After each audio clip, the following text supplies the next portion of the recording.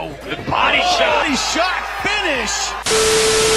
Ngayong araw ay napalaban nga pala ang tubong Mindanao na si Judy Flores at kinaharap sa Amerika ang isang walang talo na boxing giro na si Michael Angeletti sa bantamweight division. Sa unang round ay nag-aalangan pa ang dalawang boxer dahil nga counter-puncher din itong si Kabayan. I feel like it's up to... Quick, they cannot be the counterpuncher. He landed some good sharp... Sa pangalawang round ay tumatama na ang Pinoy ng solido sa laban.